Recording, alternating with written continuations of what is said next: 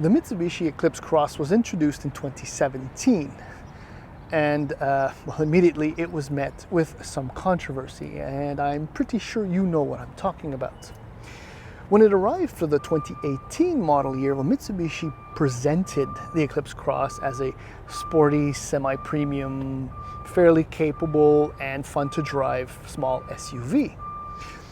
The thing is, when you put all those elements together, you get an SUV that essentially competes with all of the other small SUVs, and in a number of ways it also doesn't compete with a number of the other small SUVs.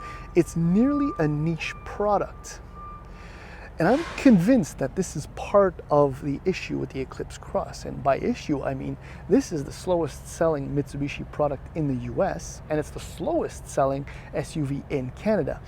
It outsells only the Mirage in the country. Now, this exact Mitsubishi Eclipse Cross happens to be a 2022 model year vehicle. So essentially this is the mid-cycle refresh. And so far I've done a considerable amount of driving. And well, frankly, right now I have to be honest, this is my first ever encounter with an Eclipse Cross. I'm slightly embarrassed by that, but at the same time, I feel like I have maybe a fresh-ish outlook on what the Eclipse Cross is. What I think it is. Yeah, that's it. So at this point, what we need to do is a quick walk around, point out some of the differences and updates, some much more obvious than others, and then we'll take it for a spin. The conclusion is, I can tell you right now, save you some time maybe, that it's a good SUV. But it's not the right SUV. Let's put it that way. Okay, let's just jump right into pricing in the US. Base price for the front-wheel drive ES model is $23,395. At the other end of the spectrum, $28,995. Now in Canada, all-wheel drive is standard. So the base ESS all-wheel control is at $28,598. With that sum of money, you get 18-inch wheels, an 8-inch display on the inside, which is an upgrade from the 7-inch from the 2020 model, but is still the standard screen size in the base model in the US. Satellite radio, Apple CarPlay, Android Auto, heated front seats. Here's I guess that kind of touches on what I meant about semi-premium. At the other end of the spectrum in Canada is the GTS all-wheel control, and you have guessed it, that's what I'm testing right now. So for $36,998, you get heated front and rear seats. You got a heated steering wheel, navigation, twin panel sunroof with the power operated shades on the inside, loads of active safety features. So there's a fair amount of value packed into that. So while I'm over here, we can quickly look at the rear end. The tail light treatment is different. There's a nip and tuck going on back there. Now, what I meant to say about the Eclipse Cross kind of competing with everyone and no one at the same time is that, now, okay, just so you know, for 2022, the Eclipse Cross is 140 millimeters overall longer. 105 of that goes to the rear. But the thing is that overall length, this thing it fits exactly between the CRV and the HRV. It's a little closer to the CRV for overall length. But the wheelbase of this vehicle is, get this, 10 millimeters longer than the CRV. And where it gets a little bit complicated is that when we get to the rear, honestly, to be fair, I thought for $37,000 I was going to get a power hatch, but there is none. So that reveals 660 liters of trunk volume, which is identical to that of the HRV. And this has a longer wheelbase than the CRV. So that kind of puts it right smack in the middle of those two vehicles. But what it does do, because of the longer wheelbase, well, that means that you have an enormous amount of rear leg room. However, be warned, I mentioned that this was my first time with the Eclipse Cross. I smashed my head on the upper portion here of the opening for the door when I got in. You can clearly see the way that it's cut, so you either have to jump in that way or tilt your head way down when you get in, because the step over is actually fairly high. So I'm going to get in and not smack my head. And this is what I mean by legroom. There is a generous amount of space. Headroom is actually not that bad, and frankly, you could squeeze 3 across. It's actually quite nice. Now, this is a good shot of the dashboard. The center console has actually been widened and beefed up a little bit to make it look more substantial, and frankly, it works. All right. So as with any Mitsubishi product, or most I should say, fit, finish, materials, very decent, very correct for the pricing. Everything is exactly where it needs to be, and there's a good substance to the buttons. Look, I kind of complained about a Lexus product having weird buttons, and these are actually a little bit nicer and more clearly identified than in the Lexus. So there you go, points for Mitsubishi. Start it up.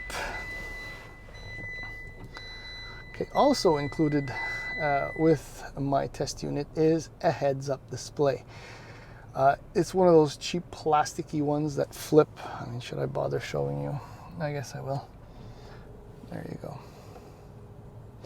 But, you know, Mitsubishi went through the trouble of putting a little panel over the top, so it closes nice. But the real reason why that exists is because in the central display down here, which I recognize from older Mitsubishi products, is that it does not display speed. So if you want a digital speed readout, that's where it comes from. But overall, gauges are obviously very clear. Now, when we get to the 8-inch screen, the graphics, the display, I mean, everything works really well, but it does seem from a previous generation how everything kind of shows up on screen, the font and the clarity of the image. Again, kind of reminds me of some Lexus stuff, which is strange, I guess. HVAC controls, very straightforward. There's an eco button, but there's no sport button. You hit the steering wheel. Now this is an oddity here. This is your super all-wheel control. These are essentially your drive modes, but they're not, because when you press super all-wheel control, you get access to gravel, snow, and normal. Why gravel? I'm not sure. Snow, I get it. Normal, I get it. But the lack of sport makes me think, will Mitsubishi bring out a rally art version of this SUV? Aha! A little bit of storage over here. A cup holder, a little bit of storage over there. Sight lines are actually pretty good because you do sit very square and up, and I'm in the lowest seating position in this SUV. The visibility is pretty good. You got that figured out, Mitsubishi. And there's one thing I do love about Mitsubishi is they have some of the best paddle shifters. These are actual, you know, they're not plasticky. They feel nice too. Anyhow, so that's it. Oh, now it's time to go for a drive. So another thing that was improved or changed for the 22 model year for the Eclipse Cross is that the suspension has been retuned and beefed up. And the dampers are a little bit different, and there's even extra bracing installed in the frame chassis, the structure of the vehicle to make it a little bit stiffer. Now, unfortunately, I can't really compare or comment on the 18 to 2020 model year vehicle or the way it drove, but I have to say it feels substantial. I just mentioned that for the center console. It feels solid, it's confidence inspiring. There's another cliche, but you know, the steering responses are fairly immediate. I mean, it feels sure-footed. That has to do with maybe a number of other things, but it's good. It feels quite nice, in fact, and it's never really harsh. And I think I have to congratulate Mitsubishi on avoiding going up to 19-inch or 20-inch wheels for the GT, although I'm sure they were tempted, but keeping with the 18s and the slightly taller sidewalls, guaranteed that makes for a nicer driving experience. Now, on that subject, I didn't mention it when we were looking at the side of the vehicle, but the Eclipse Cross has 8.5 inches of ground clearance. That's a considerable amount because it's I think on par with what the Subaru Forester has. And for many people, the Subaru Forester is the more rugged, robust, small SUV, but this has the same thing. Now, There is one thing, however, the combination of the ground clearance and the tall and square driving position, does give me the impression that I'm kind of high up on something a little bit more narrow. So it's possible that the suspension was retuned in part in order to offset that sentiment. But look, like I said, I mean, the steering feels great. Brake pedal is absolutely fine. I've got nothing negative to say. It's enjoyable. I have to be honest. Once more, I was expecting a little bit less from the driving experience. This is good. It's convincing enough. Powertrain. Turbocharged 1.5 liter 4-cylinder engine, which produces 152 horsepower at 5,500 RPM and 184 pound-feet of torque from 2,000 to 3,500 RPM. The engine itself, well, as you can see from like the power bands, that there's a little bit of a lull, a little bit of a hole between peak outputs for torque and horsepower. And well, when combined with the CVT, unfortunately, it's a little bit uneven the way it behaves and responds when you accelerate. So from lower speeds, it really wants to go. I'm not mashing it at all because there's traffic ahead of me. But on occasion, you're left wanting so much more out of this supposedly sporty SUV. I mean, the powertrain is fine and adequate for the very vast majority of driving circumstances, but the idea that this is a sportier SUV is kind of lost when you consider the transmission and the engine's output. I don't have fuel economy numbers, unfortunately, because it's just been mostly highway and a little bit of city as I try to get a feel for the SUV. But my sense, though, is that I understand I understand why the Eclipse Cross isn't as strong a seller.